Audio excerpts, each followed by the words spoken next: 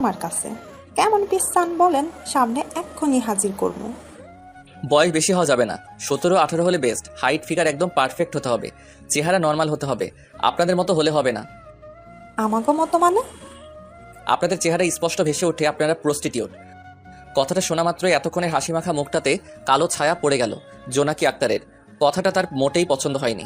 মনে মনে গালি দিচ্ছে সে সোহানকে। শালা হারামি একটা, বেশ্যার শরীর মজা লাগে আর চেহারা মজা লাগে না। ওই চুমকি আর মায়ারে ধইরা আন। চুমকি তো সার্ভিসে আছে। মায়া কই? ওর আজ শরীর ভালো না। চুমকিরে দেখতে হইলে বসা লাগবো, আর মায়ার জন্য আর একদিন পর আসতে হইব। চুমকিকে না হয় অল্প সময়ের জন্য ডেকে দাও। না স্যার, আমাকে ধান্দা বেইমানির হইলেও তা আমরা ইমান দিয়া করি। রুটি রুজি আমাগো, বেইমানি কেমনে করি কন? তবে আপনি এত শর্ত দিছেন কেন তা জানা যাইব? এত জেনে তুমি কি করবা? মায়াকে কি একটু দেখার ব্যবস্থা করা যায়? স্যার, সবাই মনে করে আমাগো খালি শরীর আছে, মন নাই, কিন্তু আমাগোও মন আছে। ওরা আমার দায়িত্বে এইখানে থাহে, তাই অগো ভালো মন্দ দেখার দায়ও আমার। আর কেউ নেই? না, আপনি যেমন মেয়ে চাইতেছেন এইরকম মেয়ে আর নাই।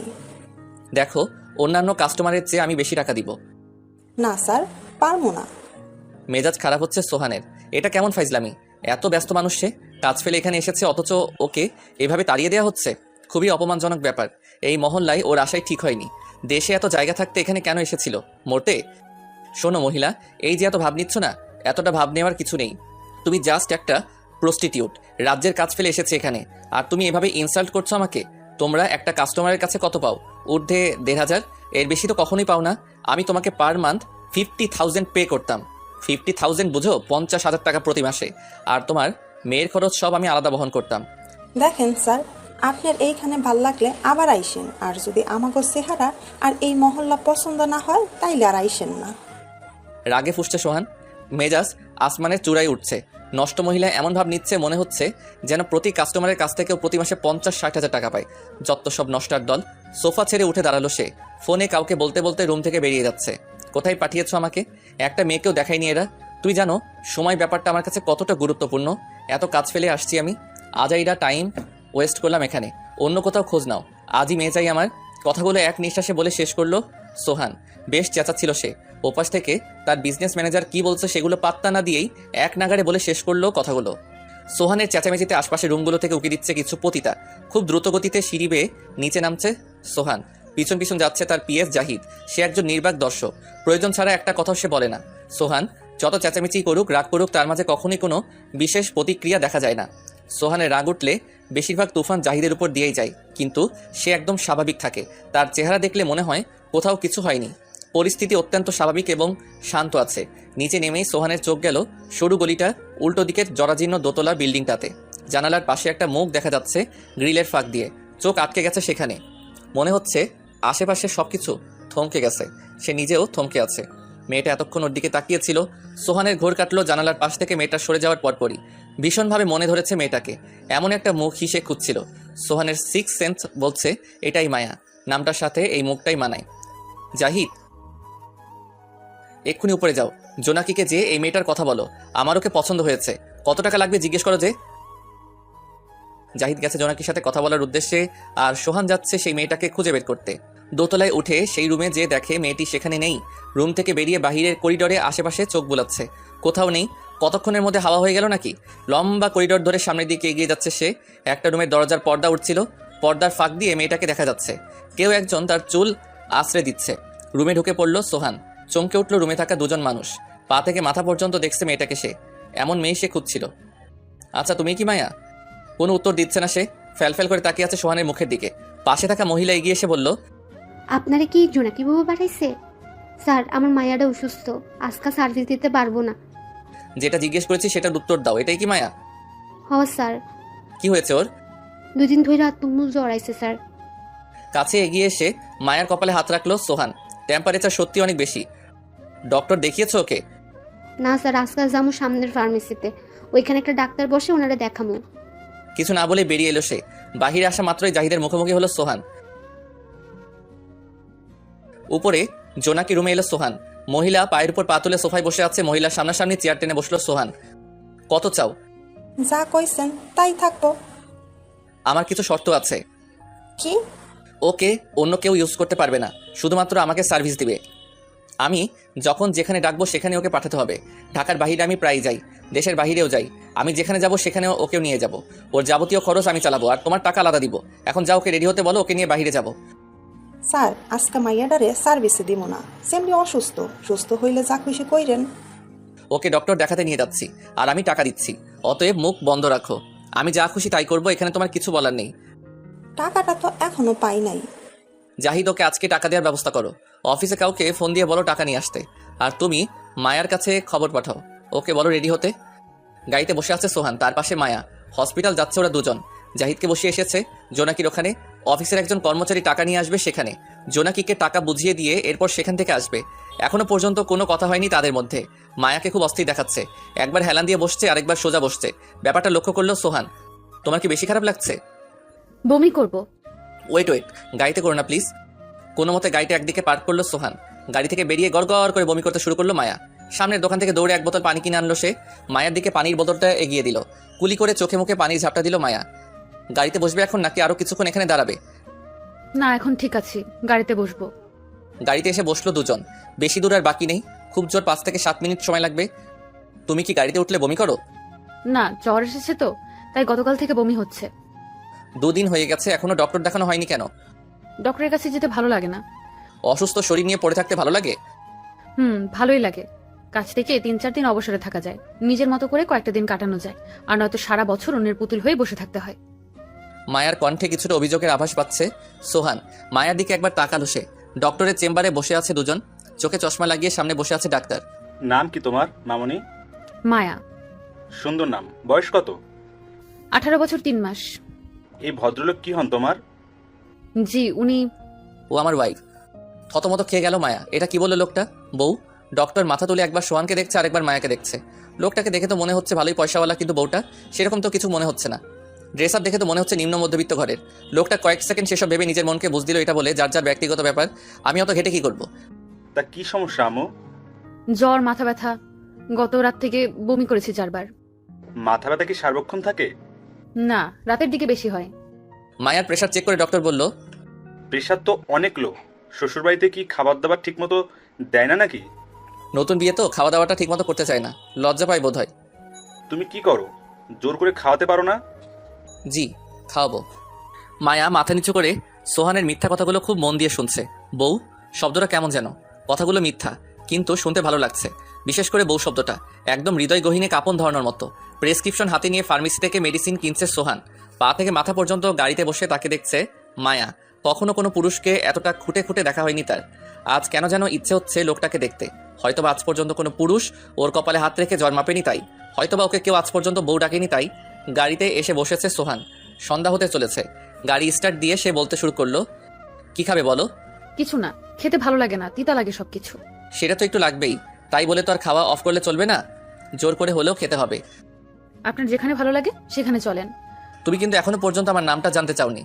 আমরা কাস্টমারের নাম জিজ্ঞেস করি না। কেন? প্রতিদিন কমপক্ষে 6-7টা কাস্টমার আসে, কতজনের নাম মনে রাখবো, তাই আর জিজ্ঞেস করি না। পুরনো নিয়ম বাদ, এখন থেকে এত কাস্টমার তোমার কাছে যাবে না, শুধুমাত্র আমি যাব। জোনাকির সাথে আমার ডিল হয়েছে, তাছাড়া সম্পর্কটা কিন্তু শুধুমাত্র ব্যবসার মধ্যে আবদ্ধ রাখতে চাচ্ছি না। আমি চাচ্ছি সম্পর্কটা গভীরভাবে তৈরি করতে। সেটা তোমাকে পরে ডিটেলসে বুঝিয়ে বলবো। ঠিক আছে। তুমি এখনো পর্যন্ত আমার নামটা জানতে চাচ্ছ না? কি নাম আপনার? সোহান, তুমি কিন্তু বেশ শুদ্ধ করে কথা বলো। তোমার ওখানে এত শুদ্ধ করে কেউ কথা বলে না। তুমি কোথা থেকে শিখলে? পূর্ণিমার কাছ থেকে। পূর্ণিমাকে? বাংলা ছবির নায়িকা। অট্টহাসি হাসছে সোহান। এভাবে অহেতুক হাসার কোনো মানে খুঁজে পাচ্ছে না মায়া। মুখটা কালো হয়ে যাচ্ছে তার। পূর্ণিমা তার খুব প্রিয়। প্রিয় লোককে নিয়ে কেউ হাসাহাসি করলে মায়ার কষ্ট হয়। এখনো হচ্ছে। মুখটা অন্যদিকে ঘুরিয়ে ফেললো ও। কি ব্যাপার, মুড অফ করে ফেললে যে? এমনি। তোমার পূর্ণিমাকে নিয়ে হেসেছি বলে? ও আমার পছন্দের মানুষ খুব। ওকে সরি, আর কখনো বলবো না, ঠিক আছে? রেস্টুরেন্টের বাহিরে গাড়ি থেমেছে। মামাকে গাড়ি থেকে নামতে বলল সোহান। গাড়ি থেকে নেমে আশেপাশে তাকাচ্ছে মায়া। মেয়েগুলো কত স্মার্ট, ওর সাথে এই মেয়েগুলো কোনো দিক দিয়েই যাচ্ছে না। খুব সাদাশীতে জামা পরে আছে ও, একটু সাজগোজ নেই, বড্ড বেমানান লাগছে ওকে। কি হলো, দাঁড়িয়ে আছো কেন? ও ভেতরে যাবে কিনা বুঝে পাচ্ছে না। সোহান ওর মুখ দেখে বুঝে গেছে ওর ভিতরে কি চলছে। তুমি অনেক বেশি সুন্দর, এখন চলো ভিতরে। রেস্টুরেন্টের ভিতরে মুখোমুখি বসে আছে দুজন। কিছুক্ষণ আগেই ওয়েটার খাবার দিয়ে গেছে। সোহান লক্ষ্য করছে মায়া কাঁটা চামচ ছুরি দিয়ে ঠিকমতো খেতে পারছে না।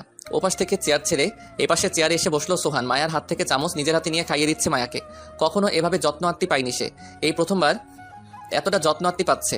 আবেগটা একটু একটু উকি দিচ্ছে, যদিও বা মাত্র কয়েক ঘন্টার পরিচয়, এমন আবেগ উকি দেওয়ার কথা না, তবু দিচ্ছে। মানুষটাকে জানতে ইচ্ছে হচ্ছে, নিজের মনের সমস্ত অপ্রকাশিত কথাগুলো, ইচ্ছেগুলো জানাতে ইচ্ছে হচ্ছে। এভাবে তাকিয়ে আছো কেন? কিছু বলতে চাও? হুম, বলো, কি বলবে? আমি কে সেটা তো আপনি ভালো করেই জানেন, তাহলে এত যত্ন নিচ্ছেন কেন? তোমার পছন্দ হচ্ছে না? সেটা বলিনি, পছন্দ অবশ্যই হচ্ছে। যেহেতু পছন্দ হচ্ছে সেহেতু চুপচাপ যত্ন উপভোগ করো। এত কেন কেন করছো কেন? আপনার রাগ বেশি, তাই না? না, আমি যথেষ্ট ঠান্ডা মানুষ। তাহলে আমার সামান্য প্রশ্নে রেগে গেলেন কেন? আমি এমনই। তার মানে আপনি রাগী? তুমি অনেক কথা বলো। না, কিন্তু আজকে আপনার সাথে কথা বলতে ইচ্ছে হচ্ছে।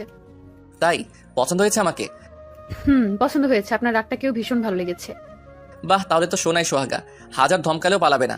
জানো, জাহিদকে অনেক বকা দেই, বেচারা একটা টু শব্দ করে না। জাহিদকে? ওই যে একটা ছেলেকে দেখলে না আমার সাথে, ওইটাই জাহিদ। আপনার বয়স কত?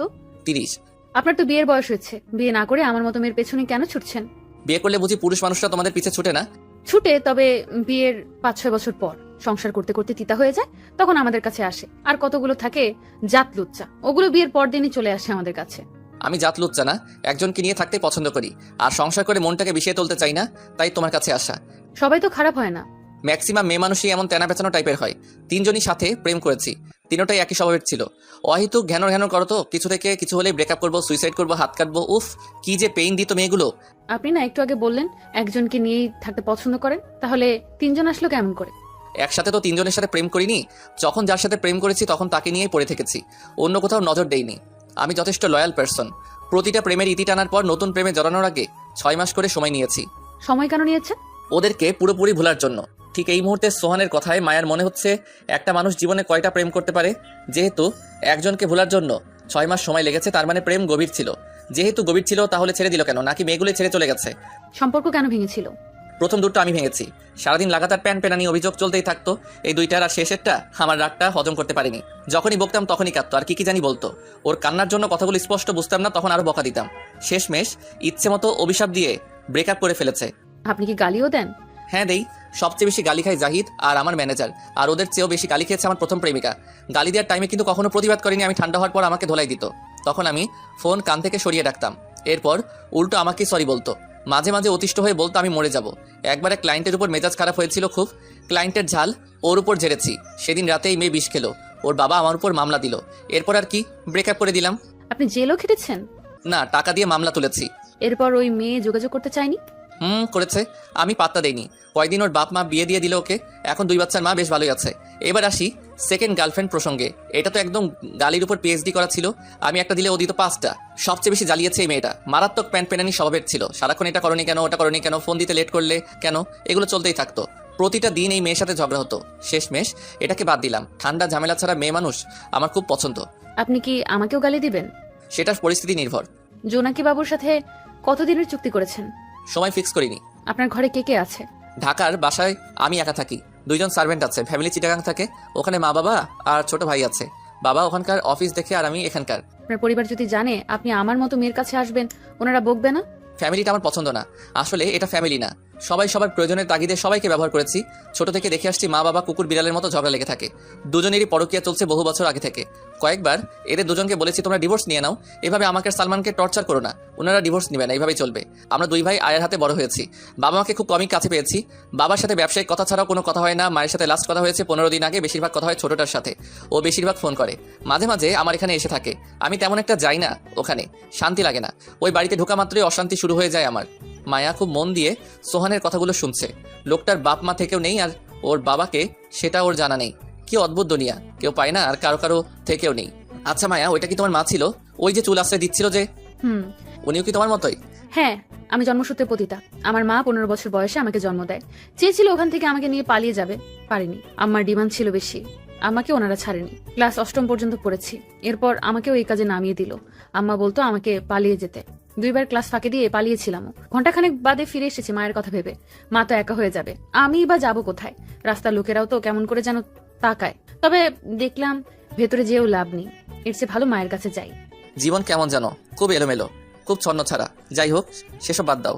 পেট ভরেছে তোমার? আরো কিছু খাবে? না, চলো আমার বাসায় যাবে। আমার তো শরীরটা ভালো না আজই। আমি সেসব কিছু করবো না, তুমি তোমার মতো থাকবে। শোনো, সুস্থ হওয়ার জন্য ভালো একটা পরিবেশ দরকার, ওটা তোমার ওখানে নেই। সুস্থ হলে তুমি চলে যেও, আবার আমার এখানেও থাকতে পারো। যাবে আমার সাথে? আমাকে বিশ্বাস করতে পারো। যাব। সোহানের বাসার ড্রয়িং রুমে বসে আছে মায়া। পাশে 10-12টা শপিং ব্যাগ। এসবগুলো শপিং মায়ার জন্য করেছে সোহান। রেস্টুরেন্ট থেকে ফেরার পথে মার্কেট হয়ে এসেছে দুজন। নিজেকে বেশ সুস্থ মনে হচ্ছে মায়া। মন ভালো থাকলে শরীরটাও ভালো লাগে, সেটা আবারও প্রমাণিত হলো। বাসার কাজের লোক দুটো মায়াকে আর চোখে দেখছে। এর আগেও তারা এ বাসায় একজন মেয়েকে প্রায় আসতে দেখত। মেয়ে আসতো, রাতে থাকতো, পরদিন সকালে চলে যেত। আবার কখনো 2-3 দিন এখানে থেকে তারপর যেত। সোহান এতক্ষণ ফোনে কথা বলছিল, কলটা কেটে চলে এলো মায়ের মুখোমুখি। কি ব্যাপার, বসে আছো যে? এখনো ফ্রেশ হচ্ছ না? বাথরুমটা কোন দিকে? ও, আমার সাথে এসো। বাসায় পরার জন্য কিছু প্লাজো, গেঞ্জি আর স্কার্ট কিনে দিয়েছে সোহানুকে। ব্যাগ থেকে একটা গেঞ্জি আর স্কার্ট হাতে নিয়ে সোহানের পিছু পিছু যাচ্ছে মায়া। একটা রুমে এসে লাইট জ্বালালো সোহান। সুন্দর সাজানো গোছানো একটা রুম। রুমে এসে আঙ্গুল দিয়ে ওয়াশরুমটা দেখে সোহান বলল, ওটা ওয়াশরুম, ফেস ওয়াশ, সাবান সব রাখা আছে, গিয়ে ফ্রেশ হয়ে এসো যাও। আমি এই রুমে আছি, কিছু লাগলে আমাকে বলো। মায়া কিছু না বলে ওয়াশরুমে চলে গেল। জাহিদের নাম্বারে ডায়াল করলো সোহান। জোনাকিকে বলেছো মায়া যে আমার এখানে থাকবে 3-4 দিন? ঝামেলা করেনি তো? রাতে খেয়েছো? তোমার ফ্যামিলিতে কে কে যেন আছে? যাও, ওদের নিয়ে বাইরে থেকে খেয়ে এসো। আজকে তোমার টাকা দিয়ে বিল পে করো, কাল আমি তোমাকে টাকা দিয়ে দিব। যাও তো, কথা বাড়িও না। কি রান্না করেছো আজ ঘরে? ও, তোমার প্রিয় খাবার রান্না হয়েছে আজ? আমি সবই খেয়াল করি জাহিদ, তুমি আমার সাথে প্রতিদিন 8-9 ঘন্টা কাটাও। তোমার পছন্দ অপছন্দ লক্ষ্য করাটাই স্বাভাবিক। আচ্ছা, কালই যেও, এখন রাখি। ফোনটা রেখে বিছানায় হেলান দিয়ে বসে আছে সোহান। মিনিট 10 পরে বেরিয়ে এলো মায়া। ওই খুব ফ্রেশ দেখাচ্ছে। এর আগে স্কার্ট সে কখনো পরেনি। আজকে প্রথম নিজের কাছে উদ্ভট লাগছে নিজেকে। মনে হচ্ছে লুঙ্গি পরেছে। জ্বরটা কি এখন আছে মায়া? না, তেমন নেই, সহ্য করার মতো। এই শামিম, ড্রয়িং রুম থেকে মেডিসিনের প্যাকেটটা দিয়ে যাও তো। মায়া, তুমি বসো এখানে। খাটের একপাশে জানালার দিকে পিঠ থেকে বসলো মায়া। বাইরে থেকে বাতাস এসে ওর ঘাড়ে পিঠে লাগছে। পেছনের চুলগুলো বাতাসে উড়ে বার সামনের দিকে এলোমেলো হয়ে আসছে। কাজের লোক শামিম এসে মেডিসিনের প্যাকেটটা দিয়ে গেল, সে সাথে 1 বোতল পানি। প্রেসক্রিপশন দেখে ট্যাবলেট বের করে দিচ্ছে সোহান। মায়ের দিকে মেডিসিন আর পানির বোতল এগিয়ে দিয়ে বলল, খাও। মেডিসিন খেয়ে পানির বোতলটা সোহানের দিকে এগিয়ে দিল মায়া। চুলগুলো খোপা করতে যাচ্ছিল, ঠিক সে সময় সোহান বলল, উঠতে দাও মায়া, দেখতে ভালো লাগছে। আপনাকে যত দেখছি তত অবাক হচ্ছি। খুব রহস্যময় লাগছে আপনাকে। এতটা যত্ন পাওয়ার অধিকার আমার নেই, তবু দিচ্ছে কেন বলুন তো? আসো, পুরো ব্যাপারটা ক্লিয়ার করি। চাইলে আমি অন্য 10টা কাস্টমারের মতো ব্যবহার তোমার সাথে করতে পারতাম। সেটা হতো শুধুমাত্র শারীরিক চাহিদা মেটানোর জন্য, মানসিক চাহিদা মিটতো না। সারাদিন নানান কাজে ব্যস্ত থাকি। আমার ইচ্ছে হয় ব্যস্ততার মাঝেও কারোর সাথে মন খুলে 2 মিনিট কথা বলি, কেউ আমাকে ফোন করে খোঁজ খবর নিক, আমি ভালো আছি কিনা, আমার মনটা ভালো আছে কিনা সেসব খোঁজ করুক, আমার খুঁটিনাটি সমস্ত বিষয়গুলো খেয়াল করুক। দিন শেষে কারোর সাথে কথা বলে আমার সারাদিনের মানসিক ক্লান্তিটা মিটাই। শরীরের চাহিদা টাকা দিলেই মিটে, মনের খোরাক টাকায় মিলে না। এবার আসি তোমাকে কেন সিলেক্ট করলাম সেই প্রসঙ্গে। প্রথমটা ফিনান্সিয়ালি আমার স্ট্যাটাসের ছিল, একদম খাপে খাপ মিলে, কিন্তু প্রেম করে বিশেষ শান্তি পাইনি, মনের খোরাক মিটেনি। দ্বিতীয়টা ছিল মিডল ক্লাস, আস্ত একটা জাদরেল ছিল ওইটা, সেখানে শান্তি পাওয়ার কোনো প্রশ্নই আসে না। আর 3 নম্বরটা আমাকে বুঝতো না, বলতাম একটা বুঝতো আরেকটা, সেটা ছিল নিম্ন মধ্যবিত্ত পরিবারের, সেখানেও শান্তি পাইনি। সব ক্লাসের মেয়েদের সাথে প্রেম করে দেখেছি, সুবিধা করতে পারিনি। শেষমেশ তোমাদের পাড়ায় যাওয়ার সিদ্ধান্ত নিয়েছি। কেন জানো? তোমাদের মেন্টালিটি একটু অন্যরকম। তোমরা সহজে কঠিন ব্যাপার হজম করতে পারো। তোমাদের কাছে প্রতিদিন কমপক্ষে 7-8টা কাস্টমার আসে, এক এক কাস্টমার এক এক রকম, কাউকে তোমাদের পছন্দ হয় আর কাউকে হয় না, তবু তাদের শুয়ে পড়ো তোমরা। ব্যাপারটা যথেষ্ট ধৈর্যের, চাইলে যার তার সাথে শুয়ে পড়া যায় না, যাকে ভালো লাগে না তার সাথে ইন্টিমেট হওয়াটা খুবই পীড়াদায়ক কাজ। তোমরা কাজটা বেশ হাসি মুখে সামাল দাও। তাছাড়া প্রতিদিন 7-8 জনের সাথে ইন্টিমেট হওয়াটা কোনো মুখের কথা না, যথেষ্ট কষ্টের কাজ, তবু তোমরা করো। যে মেয়ে হাসি মুখে এই কঠিন ব্যাপারগুলো সামাল দিতে জানে, সে আরও অনেক কিছুই সামাল দিতে পারবে। একজন পুরুষের মনের খোরাক হাসি মুখে মেটানো তাদের পক্ষে কোনো ব্যাপার না। তুমি যেমন ভালোবাসার কাঙাল, তেমনি আমিও। তুমি এখানে একদম আমার বউয়ের মতো করেই থাকবে। ধরে নাও এটা তোমার সংসার। তুমি জাস্ট আমার ছোট বড় সমস্ত ব্যাপারগুলো, ভালো লাগা মন্দ লাগাগুলোকে দেখবে। আর প্লিজ কখনো কোনো বিষয় নিয়ে প্যান করতে পারবে না। আমি হাজার বকা দিলেও কখনো আমার সাথে রাগ করতে পারবে না। তুমি কি রাজি? মায়ের কাছে এই কথাগুলো এলোমেলো লাগছে। শুরুর দিকে সব ঠিকই লাগছিল, যখন শুনলো তুমি আমার বউয়ের মতো থাকবে, এটা তোমার সংসার, এরপর থেকে সব তালগোল পাকিয়ে যাচ্ছে। এতটুকু কি পাওয়ার যোগ্যতা সে রাখে? হতে পারে সে মিথ্যে বউ, মিথ্যে সংসার, তবুও অনুভূতিটা সত্যিকারের মনে হচ্ছে। শুধুমাত্র মনের খোরাক মেটানোর বিনিময়ে এত কিছু করছে লোকটা। মনের খোরাকের এত মূল্য? কান্না পাচ্ছে মায়ার। কেন পাচ্ছে সেটা সে জানে না। জ্বরটাও আবার পাচ্ছে, বোধহয় খুশিতে জ্বর বেড়ে যাচ্ছে। মানুষটাকে একবার ছুঁয়ে দেখতে ইচ্ছে করছে। বড্ড দ্বিধা দ্বন্দ্বে ভুগছে মায়া। সে কি একবার মানুষের হাত ধরে আবদার করবে? একটাবার চোখে মুখে আলতো করে ছুঁয়ে দেখতে চাইবে? সোহানের দিকে এগিয়ে এসে বসলো মায়া। 7-5 ভাবতে ভাবতে বলেই ফেললো, আমি আপনার হাতটা একটু ধরি।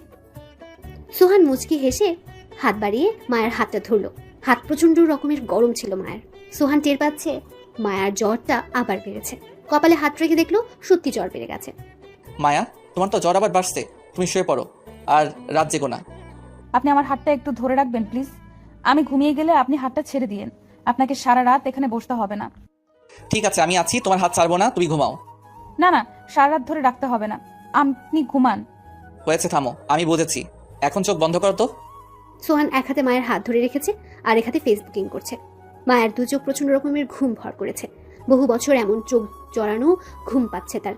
এই ব্যবসার নামার পর থেকে এভাবে কখনো ঘুম ভর করেনি ওর চোখে। মিনিট 10-এর মধ্যেই ঘুমিয়ে পড়লো মায়া। মায়া ঘুমিয়ে গেছে টের পেয়ে খুব সাবধানে নিজের হাতটা ছাড়িয়ে রুম থেকে বেরিয়ে এলো সে। নিজের রুমে এসে জানালার পাশে দাঁড়িয়ে আছে। ড্রেসিং টেবিলের উপর থাকা সিগারেটটা মুখে দিয়ে জ্বালালো। অন্ধকারে ধোঁয়াগুলো দেখা যাচ্ছে না, কিন্তু পুরো রুমে বিশ্রী গন্ধ ছড়াচ্ছে ঠিকই। সিগারেট বেশি একটা খাওয়া হয় না সোহানের। খুব বেশি মন খারাপের মুহূর্তগুলোতে সে একটা দুটো সিগারেট ধরায়। মনটা আজও তার খারাপ। আজ তার 30তম জন্মদিন ছিল। কেউ তাকে জন্মদিনের শুভেচ্ছা জানায়নি, শুধুমাত্র সালমান ছাড়া। যারা জন্ম দিয়েছে তাদেরও বড় ছেলের জন্মদিন মনে নেই। ফেসবুকে তার আসল জন্ম তারিখটা দেয়া নেই, যেটা আছে সেটা হচ্ছে ভুয়া। আত্মীয় বন্ধুরা নোটিফিকেশন পেয়ে সেই মিথ্যে দিনই তাকে শুভেচ্ছা জানায়, খুব আন্তরিকতার সাথে। সব মিথ্যে, আত্মীয় বন্ধুরা মিথ্যে, জন্মদিনটাও মিথ্যে, তাদের আন্তরিকতাগুলোও মিথ্যে। সবাই সোহানের সত্যিকারের জন্মদিন ভুলে গেছে, কেউ মনে রাখেনি, মনে রাখার প্রয়োজনটা বোধ করে না। গভীর ভালো সম্পর্ক কার সাথে আছে তার মনে পড়ছে না কারো নাম। প্রাণপণ চেষ্টা চালাচ্ছে সোহান। কে আছে তার এমন প্রাণের বান্ধব যে তাকে মন থেকে পছন্দ করে? সালমান ছাড়া আপাতত খুঁজে পাচ্ছে না। অন্য 10টা মানুষের মতো তারও খুব ইচ্ছে হয় কেউ রাত 12টা 1 মিনিটে অনেকগুলো ফুল চকলেট হাতে নিয়ে ওর দরজায় কলিং বেল চাপুক। এরপর সে এসে দরজা খুলে দেখবে কেউ একজন হাসি মুখে ফুল চকলেটগুলো ওর দিকে এগিয়ে দিয়ে বলবে, happy birthday Sohan, many many happy Returns of the day. এরপর সে চোখে মুখে একরাশ খুশি এবং বিস্ময় নিয়ে সামনে দাঁড়িয়ে থাকা মানুষটাকে থ্যাঙ্কস জানাবে। এই স্বপ্নটা স্বপ্নই রয়ে গেছে তার, আজ অবধি বাস্তবায়ন হয়নি। 3 জন প্রেমিকার একজনও কখনোই 12টা 1 মিনিটে তাকে উইশ করেনি। বরাবরই তারা 10-15 মিনিট লেট ছিল। এই নিয়ে সোহানের ক্ষোভে শেষ ছিল না। এই ক্ষোভে সে কোনো প্রেমিকার সাথে তার জন্মদিনে দেখা করতো না।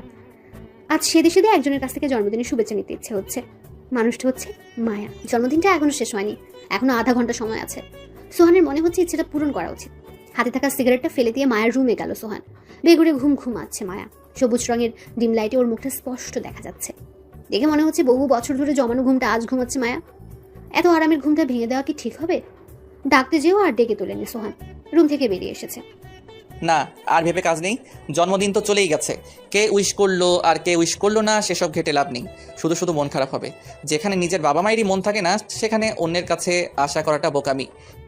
সবার ভাগ্যে সব থাকে না, ওর ভাগ্যে আন্তরিকতা টান এসব নেই। এসব ভাবতে ভাবতে পাশে থাকা গোলবালিশটা জড়িয়ে ধরে চোখ বন্ধ করে শুয়ে গেল সোহান। প্রতি বছর সে এভাবেই নিজের মনকে সান্ত্বনা দিতে দিতে ঘুমিয়ে পড়ে। পরদিন সকালে উঠে আগের দিনের শুভেচ্ছা না পাওয়ার কষ্টটা সে ভুলে যায়। কাল সকালেও হয়তো তাই হবে। ভোরের আলো ফুটতে শুরু করেছে। মায়ার জানালা ভেদ করে আলো ওর মুখে এসে পড়ছে। ঘুমটা ভেঙে যাচ্ছে একটু একটু করে। আধখোলা চোখে আশপাশে দেওয়ালগুলো দেখছে মায়া। দেওয়ালগুলো অপরিচিত। এটা কোথায়? চোখ জোড়া কষলে নিয়ে ভালো করে চোখ মিলে তাকালো মায়া। এতক্ষণে দেওয়ালটা পরিচিত লাগছে। এটা সোহানের বাসা। এত বছর একটা রুমকে ঘুম থেকে উঠে দেখছে সে। আজ রুমটা ভিন্ন, তাই ঘুম থেকে উঠে অভ্যাসবশত সে রুমটা দেখতে চেয়েছিল মায়া। হুট করে নতুন বাসাটা চিনতে পারেনি সে। বিছনা ছেড়ে উঠে দাঁড়ালো মায়া। গত রাতের ছোট ছোট গাছগুলো চোখে পড়েনি মায়ার। গাছে তাজা ফুল ফুটেছে। সকাল সকাল চোখের সামনে তাজা ফুল দেখলে মন এমনিতে ভালো হয়ে যায়। ব্যালকনিতে যে ফুলগুলো ঘেটে ঘেটে দেখছে মায়া। এর আগে ওর পাড়াতে 2বার ফুল গাছ কিনে এনেছিল। 2বারই গাছ মরে গেছে। ওর মা বলেছিল এটা নষ্ট গুলি, এখানে ভালো জিনিস টিকে না। এরপর আর গাছ কিনে নিও। পেছন থেকে সোহানের গলার আওয়াজ পেয়ে চমকে গেল মায়া। কি ব্যাপার, এভাবে লাফিয়ে উঠলে কেন? না, হঠাৎ ডাকলেন তো তাই। চা পছন্দ নাকি কফি? কফি তো কখনো খেয়ে দেখিনি, খেলে বলতে পারবো কোনটা বেশি ভালো। ফ্রেশ হয়েছো? না। যাও ফ্রেশ হয়ে এসো, আমি কফি দিতে বলছি। মায়া ওয়াশরুমে চলে গেল আর সোহান গেল কিচেনে কফির ফরমাইশ দিতে। কফি হতে হতে সোহান নিজেও ফ্রেশ হয়ে এলো। 2 মগ কফি নিয়ে মায়ের রুমে এসে দেখে মায়া মুখ মুছছে। সোহানকে দেখে মায়া বলল, বারান্দায় বসি। বসো। এই রতন, 2টা চেয়ার দিয়ে যাও তো এখানে। ব্যালকনিতে বসে ধোয়া ওঠা গরম কফির মুখে চুমুক দিচ্ছে ওরা দুজন। কি কফি টেস্ট কেমন? খুব ভালো। তো এখন বলো কোনটা প্রিয়? লাল চা বেশি প্রিয়। ঠিক আছে, কাল থেকে তোমার জন্য লাল চা বানানো হবে। মাঝে মাঝে কফিও খাবো। ঠিক আছে, এখন শোনো, আমি চাচ্ছিলাম তোমাকে উন্মুক্ত স্কুলে ভর্তি করাবো। আমি চাচ্ছি পড়াশোনাটা আবার কন্টিনিউ করো তুমি।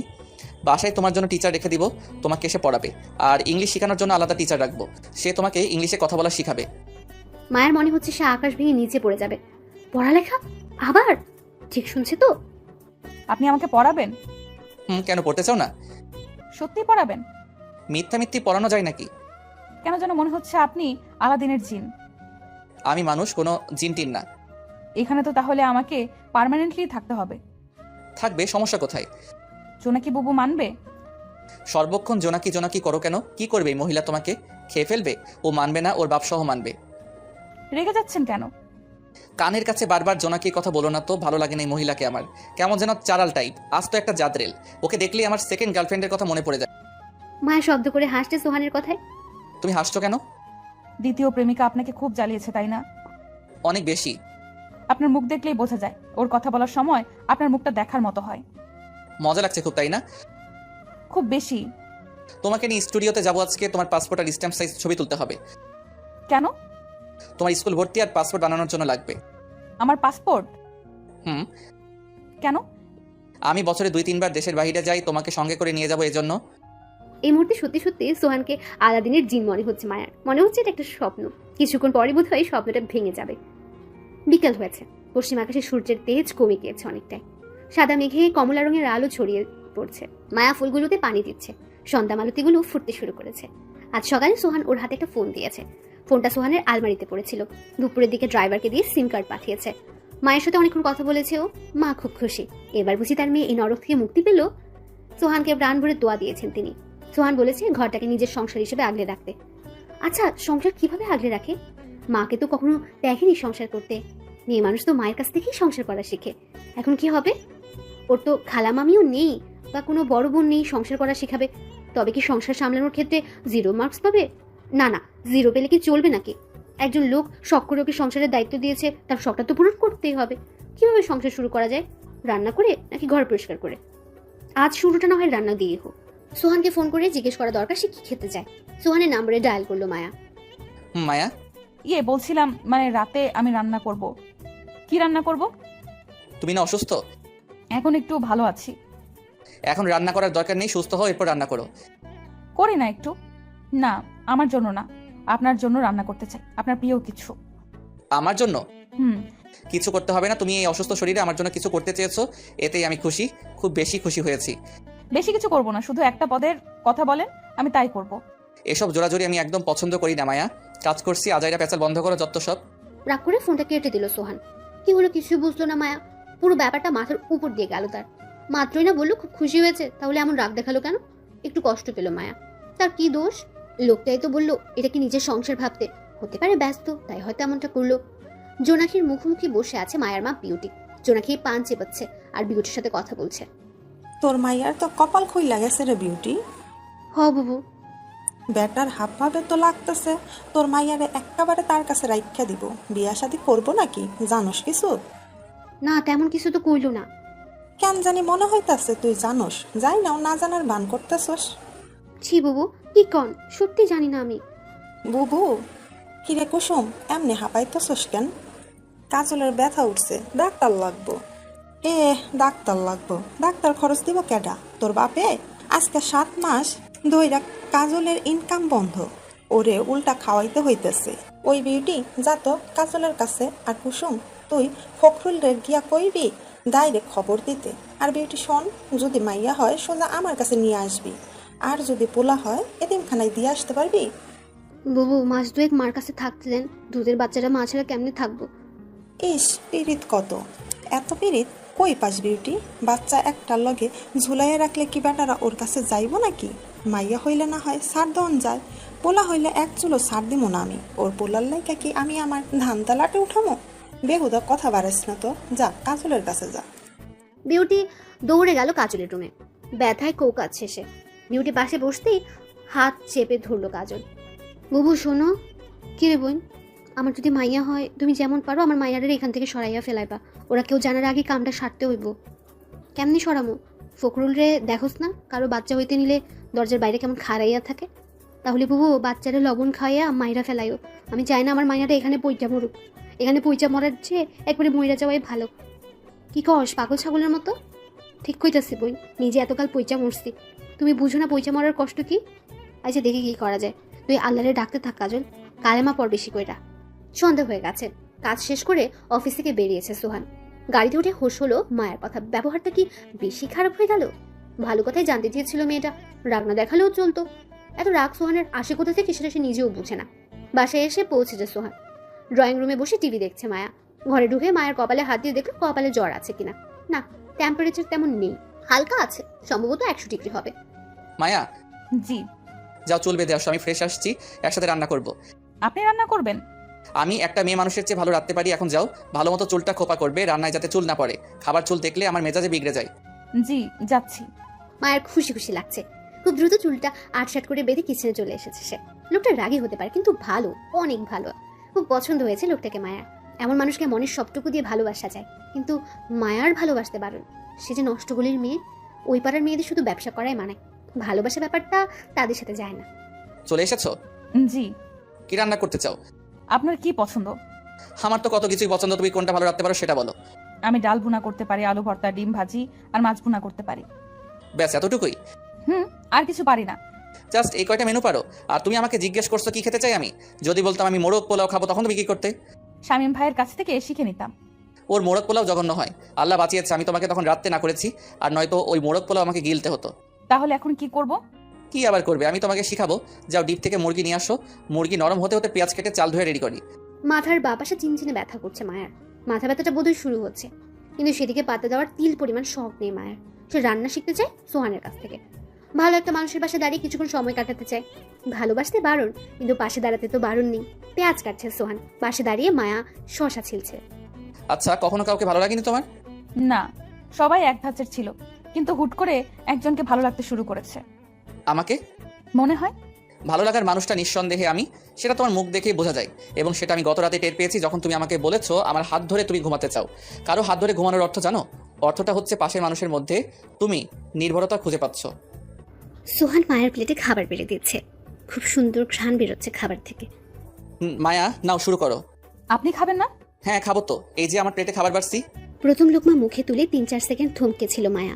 কি ব্যাপার, খাবার মুখে নিয়ে বসে আছো কেন? অসম্ভব ভালো হয়েছে। তোমাকে বলেছিলাম না আমি একটা মেয়ে মানুষের চেয়েও বেশি বেশি ভালো রাখতে পারি। তাই তো দেখছি।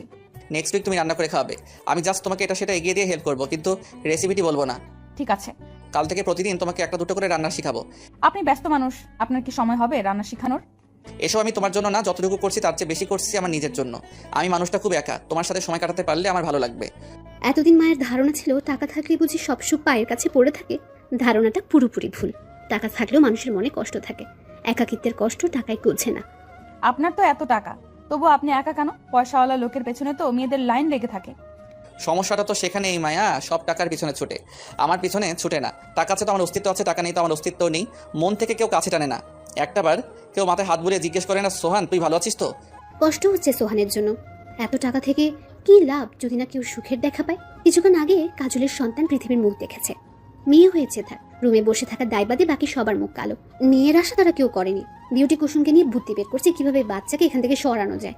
দায়কে না হয় টাকা পয়সা খাইয়ে মুখ বন্ধ করানো যাবে, কিন্তু ফখরুল ওকে কি করবে? ও তো ঘরের বাইরে পাইচারি করছে। মেয়ের ছোট্ট আঙ্গুলগুলো ধরে কাঁদছে কাজল। মেয়ে হওয়ার কি খুব বেশি প্রয়োজন ছিল? এখান থেকে বাচ্চাটাকে বের করার কি কোনো উপায় নেই? কাজল চায় না ফের এই গলিতে কোনো মায়া অথবা কুসুম অথবা চুমকি তৈরি হোক। এই মেয়েগুলো জন্মসূত্রে পতিতা। আরো এমন অনেকে আছে যারা জন্মসূত্রেই ব্যবসায়ী। কাজল দেখেছে তাদের মায়েদের চাপা কান্না যখন তাদের মেয়েদের ওই লোকগুলোর হাতে একা রুমে তুলে দেওয়া হতো। সবচেয়ে কম বয়সে কাজে লাগানো হয়েছিল কুসুমকে। মাত্র 12 বছর ছিল মেয়েটার। 28 বছর বয়সী কোনো এক যুবকের তৃষ্ণা মেটাতে তাকে পাঠানো হয়েছিল এই বাড়ির পূর্ব দিকের ঘরটাতে। ঘরের ভেতর চিৎকার করছিল কুসুম, আর বাইরে ছিল ওর মা। ওদের চিৎকারে চারপাশ ভারী হয়ে যাচ্ছিল। এতটুকুন মেয়ে যার বয়স ছিল পেনি করে বাড়ির উঠানে খেলার, সেই মেয়েকে পাঠানো হয়েছিল কোনো এক দানবের ভোগের বস্তু হওয়ার জন্য। হ্যাঁ, দানব। সে 28 বছরের যুবকটাকে সেদিন কুসুমের কাছে দানব ছাড়া আর কিছুই মনে হয়নি। মানুষ খেকো দানব না, মানুষ খেকো না, শরীর খেকো দানব। টানা 4 ঘন্টা কুসুমের উপর দিয়ে কোন তোফান গিয়েছিল সেটা মনে হলে কুসুম এখনো ঘোরের মাঝে লাফিয়ে ওঠে। মায়েরও একই হাল হয়েছিল, তবে ওর বয়সটা একটু বাড়তি ছিল যখন ওকে ধান্দে নামানো হয়। সম্ভবত 14 কি 14.5। ওকে এক প্রকার টেনে হিঁচড়ে নিয়ে যাওয়া হয়েছিল কাস্টমারের কাছে। কাজলের মেয়েরও একদিন এমন পরিস্থিতি আসবে। কুসুমের মায়ের মতো তাকেও একদিন মেয়ের রুমের বাইরে বসে তার বাচ্চার আর্ত চিৎকার শুনতে হবে। এসব সহ্য করার মতো ক্ষমতা তার নেই। খাটের পাশে থাকা ড্রেসিং টেবিলের উপর ধারালো ব্লেড চিকচিক করছে। কিছুক্ষণ আগে এই ব্লেডটা দিয়ে নাড়ি কেটে আলাদা করা হয়েছে ওর সন্তানকে। খুব ধীরে ধীরে উঠে বসলো কাজল। ডাই, বিউটি আর কুসুম মিলে খুব ধীর আওয়াজে কি যেন বলা বলি করছে। টেবিলের উপর থেকে ব্লেডটা হাতে নিল কাজল। খুব আস্তে করে মেয়ের গলায় ব্লেডটা দিয়ে শুধু একটা আঁচড় কাটলো। যে ব্লেড দিয়ে নাড়ি কাটা হয়েছিল সেটা দিয়ে নিয়ে সন্তানের গলার রগ কাটলো কাজল। বাচ্চাটা জোরে একটা চিৎকার দিয়ে থেমে গেল। আর কোনো আওয়াজ তার গলা থেকে আসছে না। কিছুটা ছটফট করছে সে। কুচি হাত পাগুলো এদিক ওদিক ছড়াচ্ছে। একটা পর্যায়ে 4 হাত পা লম্বা করে টেনে নিঃশ্বাসটা পুরোপুরি ছেড়ে দিল বাচ্চাটা। এতক্ষণ বাকি 3জন চোখ বড় বড় করে বাচ্চাটার দিকে তাকিয়েছিল। বাচ্চার চিৎকার শুনে 3জনই তাকিয়েছিল বাচ্চার দিকে।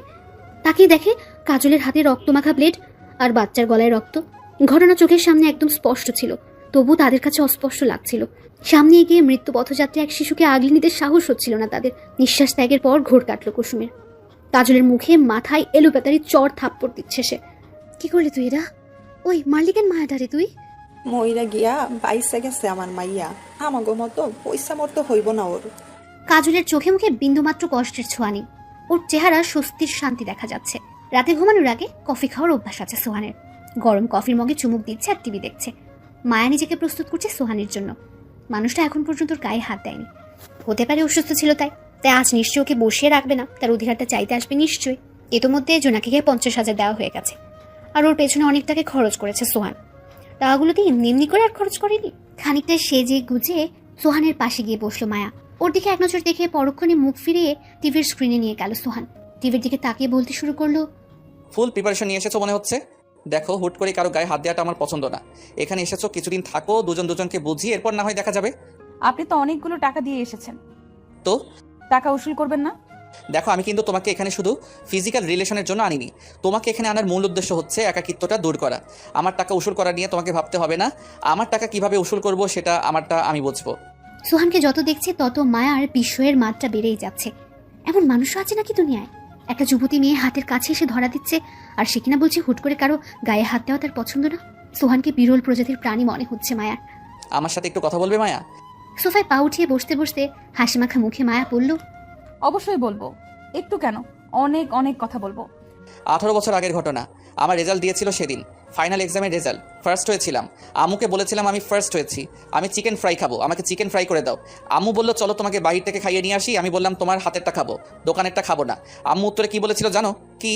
মুরগিতে মশলা মাখাতে গেলে হাতে মশলার দাগ বসে যাবে, মশলার বাজি স্মেল আসবে হাত থেকে, হয়তো হাতের চামড়া নষ্ট করার কোনো মানেই হয় না। আমি পাল্টা আর কিছু বলিনি। আসলে বলার আর কিছুই ছিল না। জোর করে তো আর কারো কাছ থেকে ভালোবাসা আদায় করা যায় না, তাই আমিও আর জোর করিনি। যে ভালোবাসা সে এমনিতেই বাসবে। সোজা ফ্রিজ থেকে মুরগি নামিয়ে মশলা মেখে নিজেই ফ্রাই করেছি। তখন তো রান্নার সম্পর্কে বিশেষ আইডিয়া ছিল না। ঘরে যত ধরনের মশলা ছিল সবগুলো থেকে একটু একটু করে দিয়েছি, বানিয়ে এনে সবার আগে আম্মুকে দিয়েছি। আম্মু কিছুক্ষণ মুখের দিকে তাকিয়েছিল। আমি বললাম খেয়ে দেখো। মুখে নিয়ে বললো খুব ভালো হয়েছে। তখন আমি বললাম নাও, এই সবগুলো চিকেন ফ্রাই তোমার। মশলার স্মেল আমার হাতেও লেগে আছে। এই দেখো, হাতে হলুদের দাগ ভরে গেছে, কিন্তু আমি তোমার মতো নাক শীত খাচ্ছি না। আর কখনো তোমাকে বলবো না আমাকে কিছু বানিয়ে খাবো। এখন থেকে নিজেরটা নিজেই বানিয়ে খাবো। তোমার কিছু খেতে ইচ্ছে হলে আমাকে বলো, আমি তোমাকে বানিয়ে দিব। এরপরের দিনই যে রান্নার বই কিনে এনেছিলাম। প্রতিদিন কিছু না কিছু এক্সপেরিমেন্ট করতাম। কতবার যে হাত পুড়েছে তার কোনো হিসাব নেই। একদিন রেতে খাওয়ালে কি হতো? একদিনে কি আর চামড়া নষ্ট হয়? আমার মা 1 সেকেন্ডও চুলার পাশে যেতে রাজি না। সে খুব চামড়া সচেতন মানুষ। প্রতি মাসে কত হাজার টাকা যে পার্লারে খরচ করে আল্লাহ ভালো জানে। সেই হিসাব বোধহয় আম্মুর নিজেরও জানা নেই। আচ্ছা, তোমার কি মাথা ব্যথা করছে? কিছুটা। আপনি জানলেন কিভাবে? তোমার মুখ দেখে মনে হচ্ছে তুমি যাও গিয়ে ঘুমাও। না, একটু গল্প করি না প্লিজ। মাথা ব্যথা নিয়ে গল্প করার কোনো দরকার নেই। মাথা ব্যথা আরও বাড়বে। আমার ভালো লাগছে আপনার সাথে গল্প করতে। আচ্ছা, তাহলে রুমে চলো, শুয়ে গল্প করবে। মায়ার রুমে বিছানায় বসে আছে সোহান। পাশে শুয়ে আছে মায়া। সোহানের হাত ধরে রেখেছে সে। সোহান গল্প বলছে, আর খুব মন দিয়ে সেই গল্প মায়া শুনছে। খুব ভোরে ঘুম ভেঙেছে মায়ার। চোখ মেলে দেখে সোহানের পায়ের উপর ও মাথা রেখে শুয়ে আছে, আর সোহান হেলান দিয়ে বসে ঘুমোচ্ছে। ঘুম ভাঙার পরও সেখান থেকে সরছিল না মায়া। ভালো লাগছে এভাবে ওর পায়ের উপর মাথা রেখে শুয়ে থাকতে। গত রাতে গল্প করতে করতে কখনো ঘুমিয়ে পড়েছে সেটা ওর নিজেরই জানা নেই। হয়তো বা সোহানও কথা বলতে বলতে ঘুমিয়ে পড়েছে। সোহানের মুখের দিকে তাকিয়ে আছে মায়া। মানুষটা দেখতে সুন্দর, বিশেষ করে মাথার চুলগুলো একদম সোজা চুল, একটুও কোকড়ানো না। মাথার চুলগুলো ছুঁয়ে দেখতে ইচ্ছে হচ্ছে মায়ার। ধরাটা কি উচিত হবে? সোহান গতকাল বলেছিল হুট করে কারো গায়ে হাত দেওয়াটা তার অপছন্দ। তাহলে নিশ্চয়ই এভাবে চুলে হাত দেওয়াটাও সে পছন্দ করবে না। আর ও যেভাবে শুয়ে আছে এটা কি ঠিক হচ্ছে? বোধ হয় না। সোহান ঘুম থেকে উঠে যদি দেখে মায়া এভাবে ওর পায়ের উপর শুয়ে আছে তাহলে নিশ্চয়ই খারাপ ভাববে। না, এভাবে শুয়ে থাকাটা ঠিক হবে না, উঠে যাওয়াটাই ভালো হবে। ফ্রেশ হয়ে রুমে এসে দেখে সোহান রুমে নেই। বোধহয় ঘুম থেকে উঠে চলে গেছে নিজের রুমে। ফুল গাছগুলোর কাছে গেল মায়া। সাদা গোলাপের গাছটা একটা নতুন কলি এসেছে। 2-3 দিন বাদে বোধহয় ফুটবে কলিটা। গত পরশু থেকে একটা কথা মাথায় বারবার ঘুরছে, সেটা হচ্ছে সংসার। সংসার শুরু করতে হবে মায়াকে। আচ্ছা, সংসার কি, সংসার কেমন হয় এ ব্যাপারে কিছুই জানে না মায়া। তবে নতুন এক অনুভূতির সাথে পরিচিত হচ্ছে সে, সংসার নামক অনুভূতি। গত পরশু থেকে অনুভূতিটা পাচ্ছেও। অনুভূতিটা বড্ড অদ্ভুত, ভয় এবং ভালোবাসার সংমিশ্রণে তৈরি অনুভূতি। তবে ভয়ের চেয়ে ভালো লাগার অনুভূতিটাই বেশি। আয়নার সামনে এসে দাঁড়িয়েছে মায়া। সংসারী মেয়ে মানে গৃহিণীদের দেখতে কেমন দেখা যায়? গৃহিণীদের দেখলে চট করে লোকে বলে দিতে পারে মেয়েটা একজন গৃহিণী। নাকটা ফুটো করা নেই, মায়ার হাতে চিকন একজোড়া চুড়িও নেই। গৃহিণী হতে গেলে তো নাকে ফুল আর হাতে একজোড়া চুড়ি থাকতে হবে। লোকটা বলেছিল আজ থেকে যা কিছু প্রয়োজন সব ওর কাছে চাইবে। সোহানকে কি বলবে কিনে দিতে? বলাটা কি উচিত হবে? না, সেসব বলা যাবে না। সোহান ওকে লোভী ভাবতে পারে। আয়নায় নিজেকে খুঁটে খুঁটে কি দেখছো? পেছন ফিরে তাকালো মায়া। 2 হাতে 2টো মগ হাতে ঘরে ঢুকছে সোহান। নাও তোমার লাল চা। হাত বাড়িয়ে মগটা নিতে নিতে খাটে বসলো মায়া। পাশে পা ঝুলিয়ে বসেছে সোহান। বলে না তো আয়নায় ওভাবে কি দেখছিলে? না, তেমন কিছু না। তোমাকে তো দেখলাম গভীর মনোযোগ দিয়ে কিছু ভাবছিলে আয়নায় তাকিয়ে। কিছু হয়েছে? না, কিছু না। কিছু বলতে চাও আমাকে? না না, কিছু না। বলতে চাচ্ছ না? ঠিক আছে, জোর করবো না। চা ভালো হয়েছে? হুম। কাল থেকে তুমি আমার জন্য কফি বানাবে, আর আস্তে আস্তে আমার সমস্ত ব্যাপারগুলো খেয়াল দেওয়া শুরু করো। আমি অফিস যাওয়ার আগে আমার কাপড় তুমি সিলেক্ট করবে, সারাদিনে কয়েকবার আমাকে ফোন দিয়ে আমার খোঁজ নিবে। ঘরের বাজার থেকে শুরু করে কারেন্ট বিল পর্যন্ত সমস্ত হিসাব তুমি দেখবে। ঘরে কখন কি রান্না হবে সেগুলো তোমার ফরমাইশ অনুযায়ী হবে। ঘরে যদি নতুন কোনো ফার্নিচার প্রয়োজন মনে করো তাহলে আমাকে বলো, আমি কিনে দিব। আচ্ছা। আজকে অফিস যাব না, তোমাকে নিয়ে স্কুলে যাব তোমার অ্যাডমিশনের ব্যাপারে কথা বলতে। কোন ক্লাস পর্যন্ত পড়েছিলে তুমি? 8 পর্যন্ত 9-এ ভর্তি হয়েছিলাম, কিন্তু ক্লাস আর করতে পারিনি। ঠিক আছে, ইংলিশে কেমন ছিলে তুমি? কথাটা শেষ করার আগেই ফোন বেজে উঠলো মায়ার। ফোনটা রিসিভ করলো মায়া। ও পাশ থেকে ফুপিয়ে কাদার শব্দ পাচ্ছে ও। কাঁদো কেন আম্মা? কাজলের একটা মাইয়া হয়েছিল গতকাল রাইতে। বড় হইয়া ওরও বেশ্যাগিরি করতে হইব, এর লাইগা কাজলেরে মায়েরা ফেলাইছে। জানোস মায়া, এইটুকুন মায়াটার গলায় জল্লাটা ব্লেড দিয়া কাটছে। বাচ্চাটা একটা চিৎকার দিয়া কতক্ষণ শটফট করছে, এরপর মইরা গেল। দম বন্ধ হয়ে আসছে মায়ার, 2 চোখ বেয়ে অঝরে পানি ঝরছে। সোহান কফি খাওয়া বাদ দিয়ে মায়ের মুখের দিকে তাকিয়ে আছে। এখন আমার কি মনে হইতেছে জানোস? তোরেও ছোট থাকতে মায়েরা ফেলা দরকার ছিল, তাইলে তোরে আজকে বেশি হইতে হইতো না। আমগো জিন্দেগিটা অনেক খারাপ রে মায়া। এই জিন্দেগি করার চেয়ে মইরা যাওয়ান ভালা। আমারও মইরা যাওয়া উচিত আছিল, কিন্তু সাহস করতে পারি নাই। মরতে গেলে অনেক সাহস লাগে। বাচ্চাটা কি মাটি দিয়ে দিচ্ছে? ভরে মাটি দিছে। আর কথা বাড়ালো না মায়া, ফোনটা কেটে দিল। মায়ার মাথায় হাত রেখে সোহান বলল, কি হয়েছে মায়া? কেউ কি মারা গেছে? মায়া কাঁদছে, কোনো উত্তর দিচ্ছে না। সে বুঝতে পারছে এখন ওকে কাঁদতে দেওয়া উচিত। খানিকক্ষণ বাদে না হয় ওকে এ ব্যাপারে জিজ্ঞেস করা যাবে। সোহান লক্ষ্য করলো মায়া ওর হাত চেপে ধরে কাঁদছে। মায়াকে জড়িয়ে ধরলো সোহান, ওর মাথায় খুব আস্তে করে হাত বুলিয়ে দিচ্ছে। কিছুক্ষণ বাদে মায়া নিজেকে ছাড়িয়ে নিল সোহানের বাহুটোর থেকে। কিছুটা স্বাভাবিক হয়েছে মায়া। আমাকে কি বলা যায় কি হয়েছে? আমার পাড়াতে একটা আপা ছিল, কাজল আপা। উনি প্রেগনেন্ট ছিলেন, মাঝরাতে ওনার মেয়ে হয়েছিল। উনি মেরে ফেলেছে মেয়েটাকে। কেন মেরেছে জানো? কারণ ও চাইনি ওর মেয়েটারও ওর মতো হাল হোক। আপনি কিভাবে জানলেন? এমন গল্প আমি আগেও শুনেছি, এমন ঘটনা আরও 2 জন ঘটিয়েছিল। একদিকে ভালোই হয়েছে, আমাদের মতো বাচ্চাটাকে একটু একটু করে শেষ হতে হবে না। মরার আগেই নরকের শাস্তি ভোগ করতে হয় আমাদের। মাঝে মাঝে এমন কিছু কাস্টমার আসে, এদের আচরণ দেখলে মনে হয় আমরা মুরগি অথবা খাসির রানের পিস। মনের খায়েশ মিটিয়ে শরীরে যেখানে সেখানে কামড়াতে থাকে। একবার তো এক কাস্টমারের কামড়ে আমার হাতে ইনফেকশন হয়ে গেছিল, দাগ এখনো যায়নি। এমন জীবন কাটানোর চেয়ে মরে যাওয়াই ভালো। উচিত কাজ করেছে কাজল, ওর জায়গায় আমি হলে ঠিক এই কাজটাই করতাম। পানি খাবে? না। যা হয়ে গেছে তা তো বদলাতে পারবে না মায়া। সামনে দেখি তোমাদের মতো মানুষের জন্য কিছু করতে পারি কিনা। কথাটা বলেই সেখান থেকে সরে গেল সোহান। সেখানে আর বসতে ইচ্ছে হচ্ছে না তার। কারো কষ্ট সহ্য করতে পারে না সে, তবে মনের কষ্ট মনে রাখতেই ভালোবাসে। লোকের সামনে প্রকাশ করাটা তার কাছে খুবই লজ্জাজনক মনে হয়। সবার সামনে ভাবখানা এমন দেখা মনে হয় কিছুই হয়নি। আজ দুপুরে মায়াকে স্কুলে ভর্তি করিয়ে এসেছে সোহান। ওর জন্য 2টো টিচার রাখা হয়েছে। বিকেলে একজন পড়িয়ে গেছে, এখন আরেকজন পড়াচ্ছে। কিছুক্ষণ আগে অফিসের একটা স্টাফ এসেছে সোহানের বাসায়। আর্জেন্ট কিছু ফাইল সিগনেচার করাতে এসেছেন তিনি। ড্রয়িং রুমে বসে সোহান ফাইল দেখছে, আর স্টাফ সাইদ মায়ের রুমে এক নজর তাকিয়ে আছে। ব্যাপারটা চোখে পড়লো সোহানের। ওদিকে কি দেখছেন সাইদ সাহেব? স্যার, এই মেয়েটা কি হয় আপনার? আমার ওয়াইফ। কেন? এটা ওয়াইফ? কোনো সমস্যা? স্যার, আপনি ভালো করে খোঁজ নিয়ে বিয়ে করেছেন তো? হ্যাঁ করেছি। এটা কি করে হয়?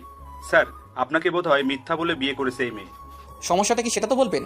এ তো মানে এই মেয়েটা প্রস্টিটিউট স্যার। আপনি জানেন কিভাবে? আমি ওদের ওখানে প্রায় যাই। ও ভালো না স্যার। আপনি ভালো? জি। জিজ্ঞেস করলাম আপনি ভালো কিনা। ভাব তো এমন দেখাচ্ছেন মনে হচ্ছে আপনি পবিত্র পুরুষ। একটা মেয়ে প্রস্টিটিউট হয় কিভাবে জানেন? একটা পুরুষের সাথে টাকার বিনিময়ে এক বিছানায় শুয়ে। এক মেয়ে আরেক মেয়ের সাথে ঘেঁষাঘেঁষি করে তো আর প্রস্টিটিউট হয়নি। আপনার মতো অতিমাত্রার পবিত্র পুরুষের সংস্পর্শে এসে এরা প্রস্টিটিউট হয়। আর আমি নিজে ওকে ওই পাড়া থেকে তুলে এনেছি। ওই পাড়ায় তো ভালো লোকে যায় না, যায় খারাপ লোকেরা। তার মানে আমিও খারাপ। ওর আর আমার মধ্যে কোনো পার্থক্য নেই সাইদ সাহেব। তবে আপনার ক্ষেত্রে উল্টোটা হয়েছে। আপনার বউটা কিন্তু খুব ভালো, কিন্তু আপনি।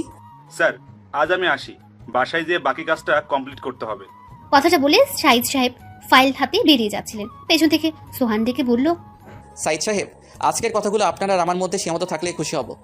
জি স্যার, কথা বাইরে যাবে না। মায়ার রুমে গিয়ে ওর নতুন টিচারকে সোহান জিজ্ঞেস করলো, স্টুডেন্ট কেমন মাহিন? বেশ শার্প। এত আগের পড়া গ্রামারগুলো এখনও মুখস্থ রেখেছে।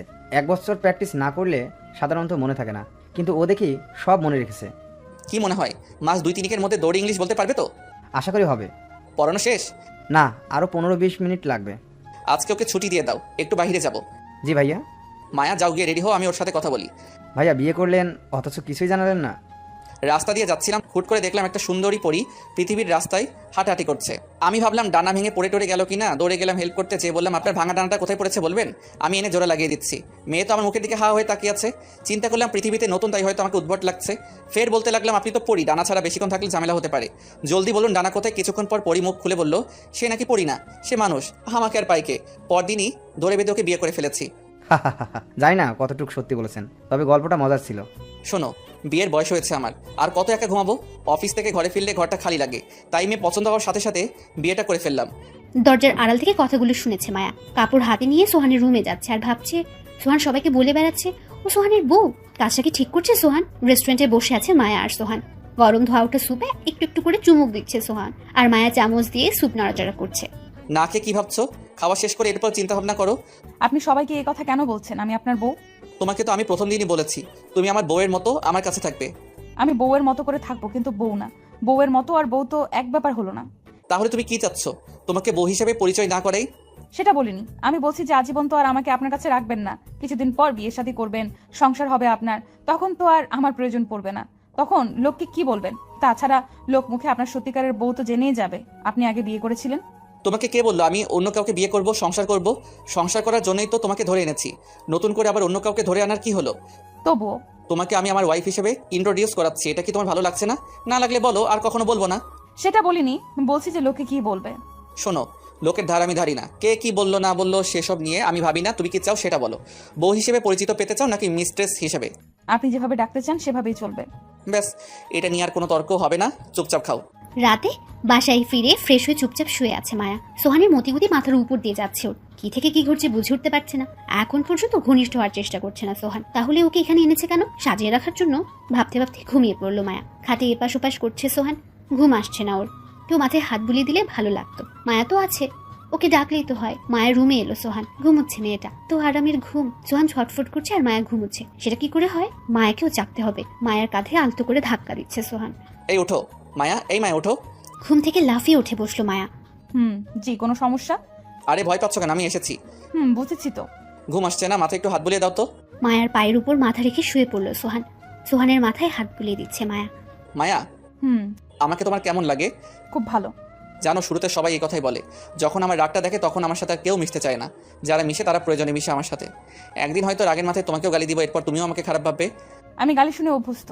যারা তোমাকে গালি দিয়েছে তাদের তুমি আগে থেকে খারাপ জানতে, কিন্তু তুমি তো আমাকে ভালো মনে করো। পরে যখন আমার মুখে গালি শুনবে তখন তোমার ঠিকই খারাপ লাগবে। যখন গালি দিবেন তখন না হয় বুঝবো। একটা কথা বলি, তোমাকে জড়িয়ে ধরে ঘুমাই? আপনার ইচ্ছা। তোমার কোনো ইচ্ছে নেই? আমাদের ইচ্ছা অনিচ্ছার নামে কিছু নেই। তোমাকে আমি আমার ওয়াইফ হিসেবে ট্রিট করছি মায়া, প্রস্টিটিউট হিসেবে না। সো তোমার ইচ্ছাটা আমার জন্য অনেক বড় কিছু ম্যাটার করে। যদি না করি? আমার রুমে চলে যাব। আপনি এখানেই ঘুমাবেন আমার সাথে। তাহলে তুমি আমাকে পারমিশন দিচ্ছ? হ্যাঁ, দিচ্ছি। মায়ের পায়ের উপর থেকে সরে বালিশে এসে শুয়ে পড়লো সোহান।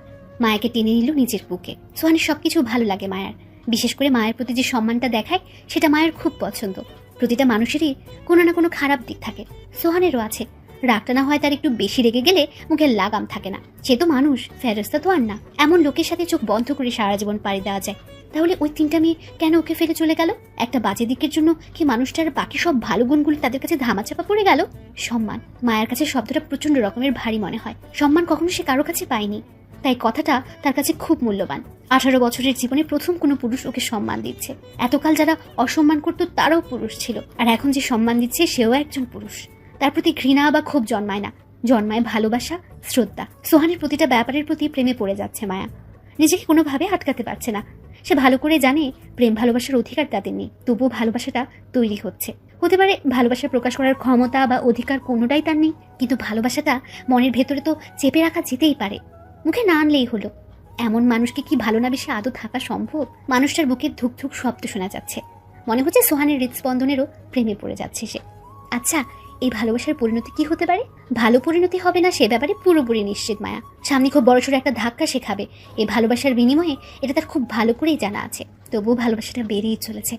হোক না খারাপ পরিণতি, তাতে কি? জন্মলগ্ন থেকে শুরু করে এখানে আসার আগ পর্যন্ত তো খারাপের মাঝে আটকে ছিল। নতুন করে না হয় আবার খারাপ কিছু হবে, এতে তার কিছু আসে যায় না। একটা সময় হয়তো বা সোহান ওকে ছেড়ে চলে যাবে, তখন হয়তো বা ওর প্রয়োজনটা আর সোহানের কাছে থাকবেও না, শুধু ওকে ভালোবাসবে মায়া। এখন কাছ থেকে ভালোবাসে, তখন না হয় দূর থেকে ভালোবাসবে। মায়া ভালোবাসতে জানে, যে ভালোবাসতে জানে সে কাছে থেকেও ভালোবাসতে জানে, দূরে থেকেও ভালোবাসতে জানে। মায়াকে এক হাতে পেঁচিয়ে অন্য হাতে ওর চুলের গোড়ায় আঙুল চালাচ্ছে সোহান।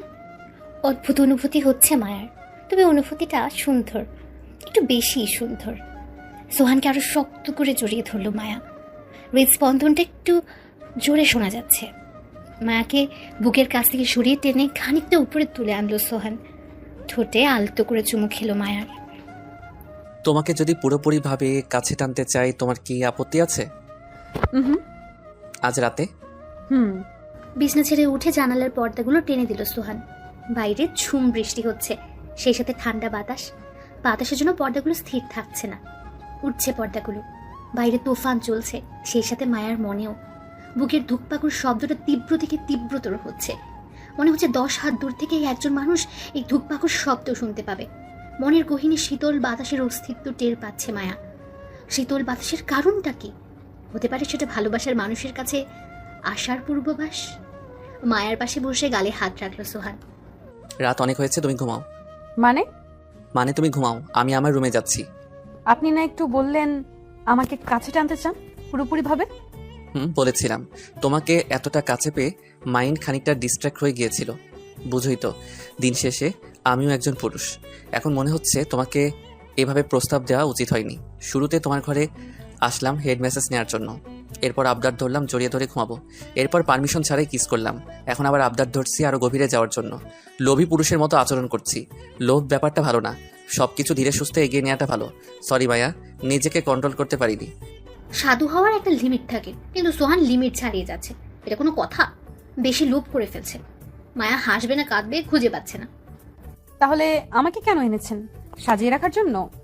সংসার করার জন্য। তোমার সাথে সংসার করে দেখতে চাই আসলে সংসার কতটা তিতা। টেস্ট করতে চাচ্ছেন আমাকে দিয়ে? যদি টেস্টের রেজাল্ট মিষ্টি হয় তাহলে অন্য কাউকে বিয়ে করবেন, তিতা হলে বিয়ে করবেন না। ব্যাপারটা তেমন না। ব্যাপার যেমনই হোক, আপনি আজ কিছু করেন আর না করেন, আপনি আমার সাথে ঘুমাবেন। থাকতেই হবে?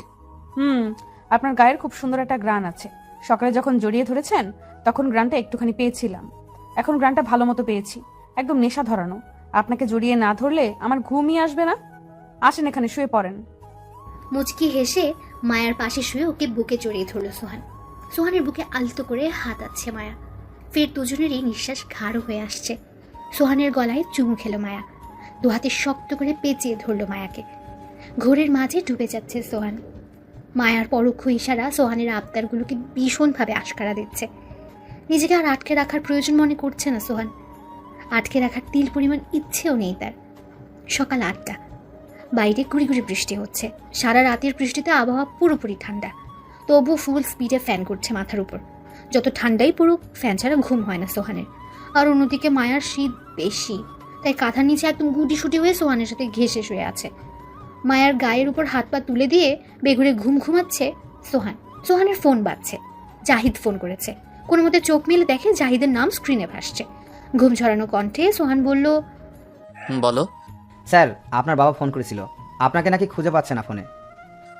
ওই ফোনটা বন্ধ করে রেখেছি। আপনার এই নাম্বার তো বড় স্যার জানে না, তাই আমাকে ফোন করে বলল আপনাকে কল করতে। আর্জেন্ট কিছু? না স্যার, আমাকে কিছুই বলেনি। আচ্ছা, আমি ফোন দিচ্ছি, তুমি রাখো। ফোনটা রেখে উঠে বসলো সোহান।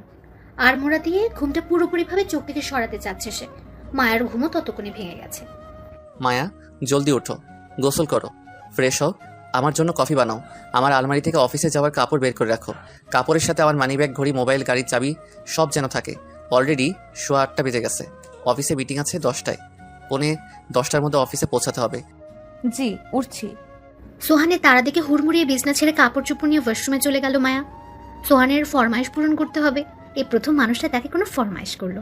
সংসারের প্রথম ফরমাইশ, কোনোভাবেই ত্রুটি রাখা যাবে না। বেঁধে দেওয়া সময়ের মাঝে কাজ সারতে হবে। চুলায় কফির দুধ গরমে বসিয়ে সোহানের রুমে এসেছে মায়া। সোহানের গোসল তখনও শেষ হয়নি। সোহানের জন্য অনেক বিচার বিবেচনার পর আলমারি থেকে কাপড় বের করে খাটের উপর রেখেছে মায়া। ওয়ালেট, মোবাইল, গাড়ির চাবি সব রাখা আছে কাপড়ের পাশে, কিন্তু ঘড়ি খুঁজে পাচ্ছে না মায়া। সোহানের বেডরুম তন্ন তন্ন করে খুঁজছে মায়া।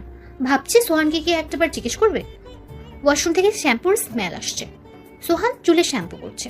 এখন যদি ডেকে কোনো কথা জিজ্ঞেস করে তাহলে উত্তর দেওয়ার সময় সোহানের মুখে শ্যাম্পুর ফেনা সহ পানি মুখের ভিতর ঢুকে যেতে পারে। তাই এই মুহূর্তে জিজ্ঞেস না করাটাই হয়তো ভালো হবে। রান্নাঘর থেকে কাজের লোক শামীমের কণ্ঠ ভেসে আসছে। ভাবি, দুধ তো গরম হয়ে গেছে, কফি বানাইবেন না? চুলায় দুধ বসে এসেছে, একদমই খেয়াল ছিল না মায়ের। দৌড়ে কিচেনে যেয়ে দেখে শামীম চুলা থেকে দুধের পাতিল নামিয়ে রেখেছে। আমি তো ভুলেই গেছিলাম শামীম ভাই। আমি নামাইয়া থইছি ভাবি, চিন্তা নাই। এখন কি কি মিশাবো এটাতে? মগে দুধ ঢালেন, 2 চামচ কফি, 1 চামচ হরলিক্স আর আধা চামচ চিনি মিলাইবেন। শামীম ভাই, উনি ঘুড়ি কোথায় রাখে জানেন? স্যারের তো ঘড়ি আছে 4-5টা, একটাও পাইতেছেন না? না। গতকাল বাইরে থেকে আইসা ড্রয়িং রুমের টি টেবিলের উপরে থুই আসছিল, দেখছিলাম। আর বাকিগুলো কই আছে জানি না। ভেতর থেকে সোহানের গলার আওয়াজ পেল মায়া। আমার ঘড়ি কোথায়? ঘড়ি বের করোনি কেন? ঘড়ি খুঁজছি কিন্তু পাচ্ছি না। ড্রয়িং রুমে দেখো, পাবে। আর আমার সব ঘড়ি আলমারির মাঝের দরজার সেকেন্ড ড্রয়ারে থাকে। আমি এনে দিচ্ছি। দৌড়ে ড্রয়িং রুম থেকে ঘুড়ি এনে খাটের উপর রাখলো মায়া। সোহান মাথার ভেজা চুল মুছছে। কফি হয়েছে? না, এক্ষুনি আনছি। ছুটে কিচেনে গেল মায়া। খুব জলদি বাকি উপকরণ মিশিয়ে কফি তৈরি করে সোহানের সামনে হাজির করলো। তুমি তো আমার মোজা বের করে রাখোনি। এক্ষুনি বের করে দিচ্ছি। এই দাঁড়াও, জি। এভাবে দৌড়াদৌড়ি করছো কেন? ধীরে সুস্থে কাজ করো। আসলে আমি একটু নার্ভাস, কখনো কাউকে সংসার করতে দেখিনি। কাজ কিভাবে গুছিয়ে করতে হয় আমি জানি না। এই প্রথম আপনি কিছু করতে বলেছেন। আমি চাই না কোনো ত্রুটি থাকুক। বসো এখানে। মোজাগুলো বের করে দে।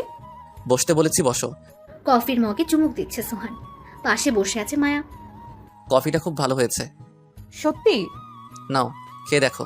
না, আপনি খান। শোনো, এতটা নার্ভাস হওয়ার কিছু নেই। আমি জানি তুমি কাজ পারো না। একদিনে কেউ সংসারের কাজে এক্সপার্ট হয় না। আস্তে ধীরে সব ঠিক হবে। কাজ করতে করতে পুরোপুরি সংসারই হবে তুমি। ঘরের জিনিস ভাঙবে, তরকারি পুড়বে, হাত কাটবে, এরপর পাক্কা হাউস ওয়াইফ হতে পারবে। এছাড়া না, তুমি তোমার মতো আস্তে ধীরে কাজ করো। দেরি হলে হবে, অসুবিধা নেই। বাসায় শামীম, রতন আছে, চাইলে আমি কাজ ওদের দিয়েও করাতে পারবো। এতক্ষণে মানসিক চাপটা মনে হয় কিছুটা কমেছে মায়ার। ভয়টা কিছুটা কেটেছে। যাও, নাস্তা টেবিলে খাবার সাজাও। আমি কাপড় পাল্টে আসছি। সোহানের প্লেটে খাবার সাজিয়ে চেয়ারে বসে আছে মায়া। সোহান চেয়ার টেনে বসতে বসতে বলল, তোমার প্লেট কোথায়? আপনার কাছ থেকে খাবো, তাই আমার আলাদা করে খাবারের প্লেট নেইনি। কথাটা বলে মায়ার মনে হলো আবদারটা খুবই বাজে হয়েছে। কি মনে করে কথাটাও বলেছে সেটাও নিজেও জানে না। সোহান মায়ার মুখের দিকে তাকিয়ে আছে। এবার মায়ার লজ্জা লাগছে নিজের এমন বুদ্ধিহীন আবদারের জন্য। কোনো কথা না বলে নিজের জন্য প্লেট সাজাতে লাগলো মায়া। এই, তুমি না বললে আমার হাতে খাবে? না, থাকুক, আমি আমার হাতেই খাবো। কেন? আসলে আমি কেন যেন এমন একটা আবদার করে ফেলেছি।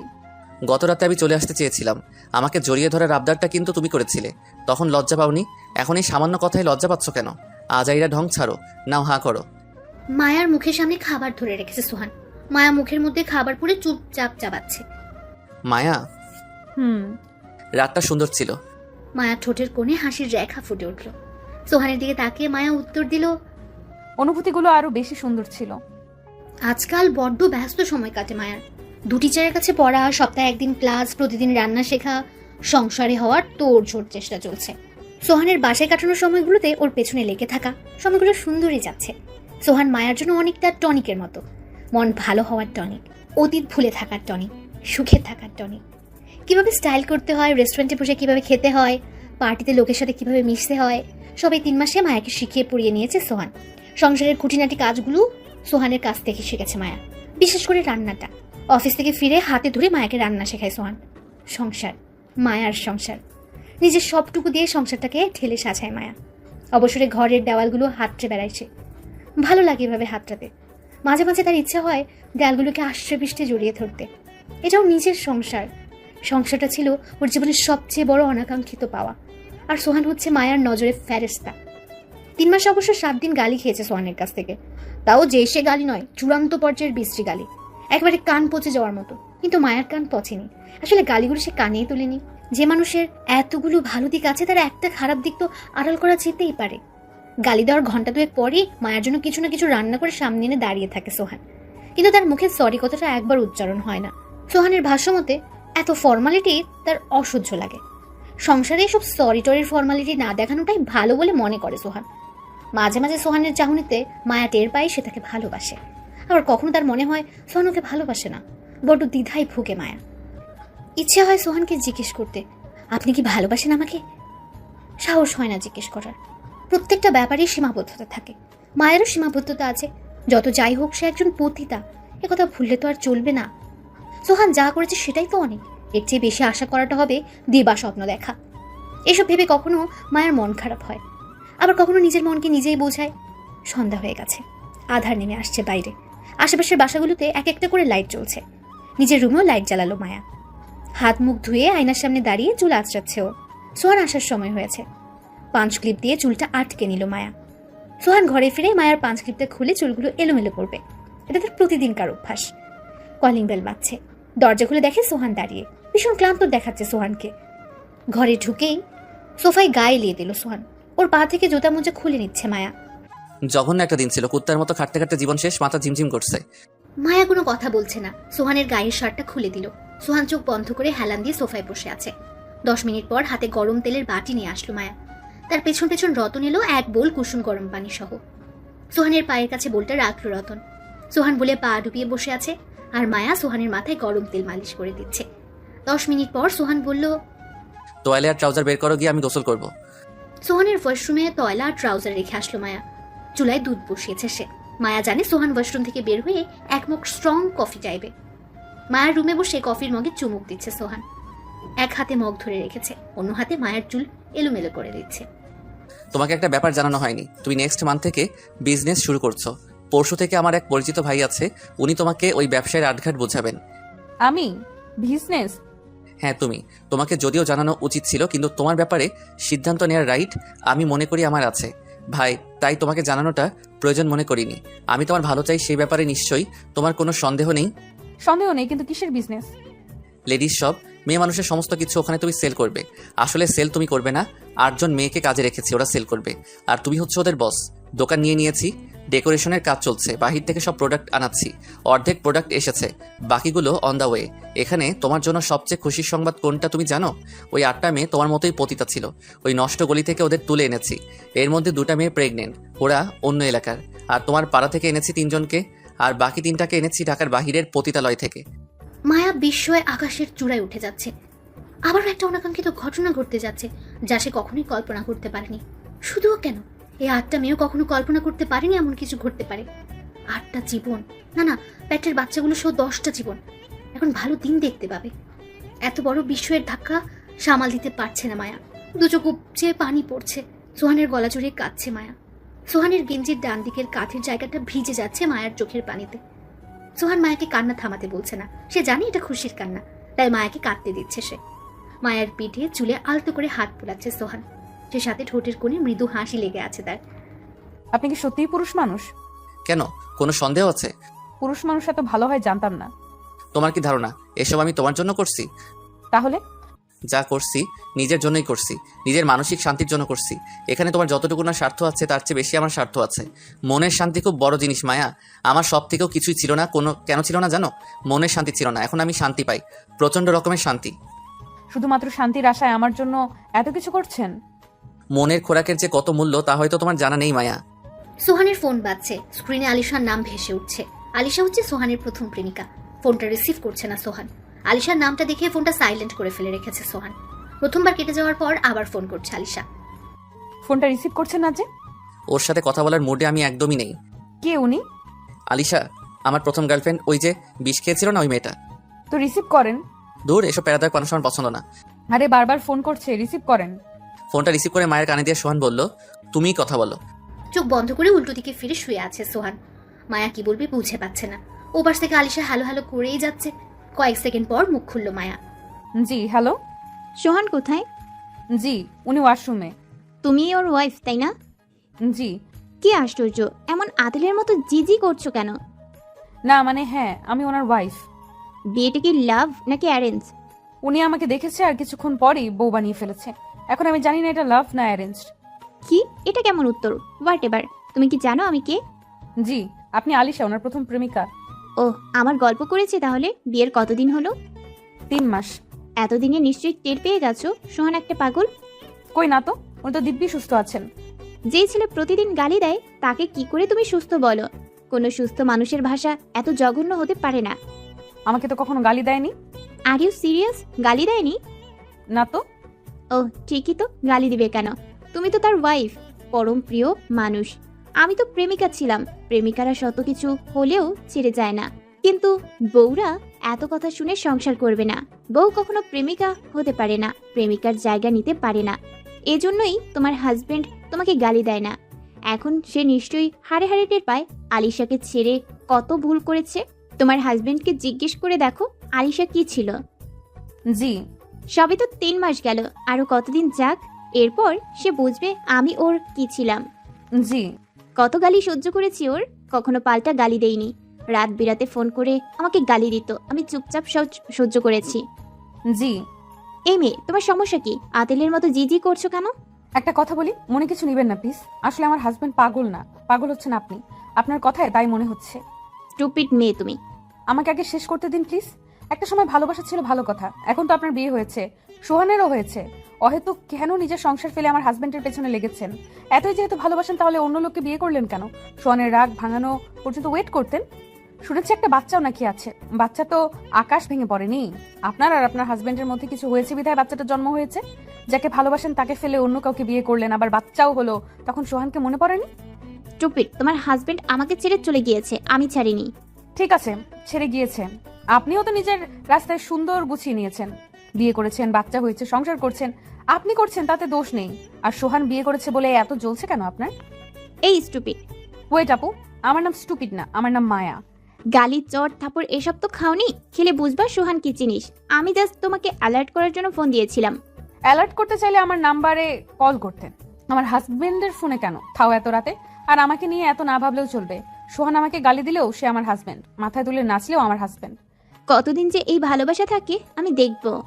সারাদিন হাজবেন্ডকে কাছে পাই না, রাতের বেলা যাই একটু কাছে আসার সুযোগ পাই, সে মুহূর্তে আপনি বিরক্ত করছেন। তাহলে ভালোবাসাটা থাকবে কিভাবে? আলিশা কথায় পেরে উঠতে পারছে না। চেয়েছিল ফোনে সোহানকে কতক্ষণ ছাড়বে, সে সুযোগ তো পেলই না, উল্টো শুদ্ধ ভাষায় কতখানি অপমান হতে হলো। ফোনটা কেটে দিয়ে বিছানার উপর আছড়ে দিল আলিশা। মায়ের মেজাজ দেখে ভয়ে দৌড়ে পালালো আলিশার ছেলে আফিফ। একেবারে বাবার কোলে ঘাপটি মেরে বসে গিয়েছে সে। আলিশার স্বামী তার ছেলেকে বলল, বাবা কাজ করছি, এখন আম্মুর কাছে যাও। ছেলে তো তার মায়ের কাছ থেকে ভয় পেয়ে বাবার কাছে এসেছে। ছেলে ভয় ভয় বলছে, আম্মু ফোন আছাড় দিয়েছে, কাছে গেলে আমাকেও আছাড় দেবে। আলিশার হাজবেন্ড রূপমের বুঝতে বাকি রইল না তার বউ কারোর সাথে ঝগড়া করেছে। ছেলেকে কোলে নিয়ে আলিশার মুখোমুখি দাঁড়ালো সে আর বলল, তোমাকে কতদিন না করেছি ছেলের সামনে উল্টোপাল্টা মেজাজ দেখাবে না। বাচ্চাটা ভয় পায়, দেখো না। সে বলে, তো মেজাজ খারাপ হলে কি করব? তুফান এবং আগুন দুটো একসাথে লেগেছে আলিশার সংসারে। তুমুল তর্ক হচ্ছে ওদের দুজনের মাঝে। অন্যদিকে মায়ের উত্তর শুনে উল্টো দিক থেকে মুখ ঘুরিয়ে হাসছিল সোহান। সে খুব ভালোই জানে মায়াকে আলিশা কি বলেছে। সোহানের সাথে কোনো মেয়ে দেখলে সহ্য হয় না আলিশার। এর আগের দুজনকেও ফোনে যাচ্ছে তাই বলেছিল আলিশা। সেই দুজন আলিশাকে কিছু না বলে পুরো বিষ ছেড়েছিল সোহানের উপর। এজন্য মায়াকে তার পছন্দ। অন্য সবার মতো সোহানকে কোনো ধরনের প্রেশার দেয় না সে। মায়াকে তার কাছে অনেকটা নদীর পাড়ের বাতাসের মতো মনে হয়। মায়া এবং নদীর বাতাসে দুটোর মধ্যে এক ধরনের শীতলতা আছে, প্রাণ জোড়ানো শীতলতা। পেছন থেকে জড়িয়ে ধরে সোহানের বুকে হাতাচ্ছে মায়া। নাক মুখ সোহানের পিঠে সেটিয়ে রেখেছে। তুমি তো দেখে বেশ ভালোই উত্তর দিতে জানো। মেয়েটা আপনাকে ভালোবাসে না। কিভাবে বুঝলে? ভালোবাসলে আপনার বদনাম করতে পারতো না, আপনার ভালোর দিকগুলো মাথায় রেখে খারাপটা ঝেড়ে ফেলতো। আমার একদম সহ্য হচ্ছিল না আপনার বদনামগুলো শুনতে, তাই উত্তর দিয়েছি, আর নয়তো কিছু বলতাম না। কেন সহ্য হচ্ছিল না? ভালোবাসো আমাকে? সোহানের প্রশ্নে কলিজা ধুক করে উঠল মায়ার। কি উত্তর দেবে? সত্যটা বলার অধিকার আদৌ আছে কি? চুপ করে রইল মায়া। থাক, উত্তরটা দিতে হবে না, চলো ঘুরে আসি। এত রাতে? তাতে কি হয়েছে? কোথায় যাব? মেঘনা ব্রিজ। ওখানে যেয়ে কি করব? ব্রিজের রেলিং এর উপর থেকে তোমাকে নিয়ে নদীতে ঝাঁপ দিব, এরপর দুজন মিলে সাঁতরাবো। কি বলেন এগুলো? আরে মেয়ে, ওখানে যাব, কিছুক্ষণ ঘোরাঘুরি করব, বাতাস খাবো, এরপর আবার চলে আসবো। মোট কথা গাড়ি নিয়ে ঘুরবো। অনেকদিন হয় দূরে কোথাও যাওয়ার সুযোগ পাচ্ছি না, বোর হচ্ছি খুব। আচ্ছা, আমি কাপড়টা পাল্টে আসি। পাল্টাতে হবে না, যেভাবে আছো সেভাবেই চলো। মধ্যরাত, গোল চাঁদটা ক্ষণে ক্ষণে সাদা মেঘের আড়ালে ঢাকা পড়ছে। বলা যায় মেঘ জোছনার লুকোচুরি। ফাঁকা